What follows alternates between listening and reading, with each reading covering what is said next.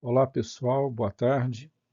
Eu vou mostrar em poucos slides aqui o teste de bombeamento, que é designado como teste de recuperação de tais.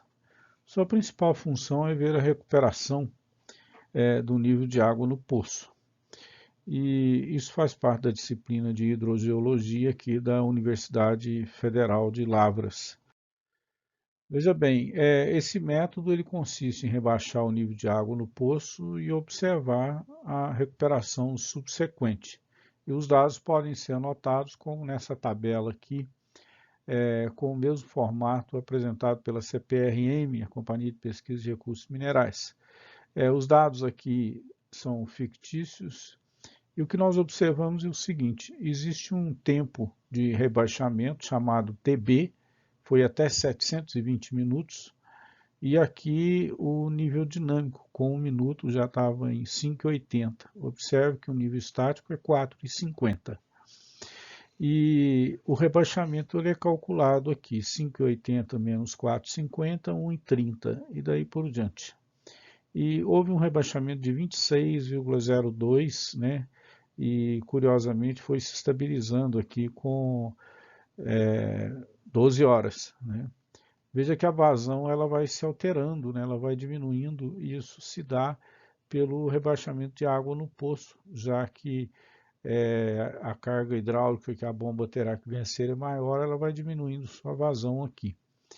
E a fase de recuperação, ela acontece da seguinte forma: quando chegou em 720 minutos, foi desligada a bomba. E aí o tempo continua aqui, o tempo acumulado sendo computado, né? E foi até 1080 minutos, né? Ou seja, foram mais 6 horas aqui, 18 horas no total. E nós chamamos de telinha esse tempo de recuperação. Então, 721 menos 721 minutos e daí por diante. E aqui anotamos o nível dinâmico. Veja que a água foi subindo. E é calculado também o rebaixamento S', que seria esse de nível dinâmico menos o nível estático. E aqui é calculado o valor de TB sobre T', né, e mais 1. Então, esses cálculos são feitos facilmente numa planilha de Excel e o gráfico foi plotado aqui do rebaixamento, na fase de rebaixamento aqui e depois na fase de recuperação, né? E nós analisamos esses dados, né? E nós plotamos o S' versus o TB mais T' sobre T'.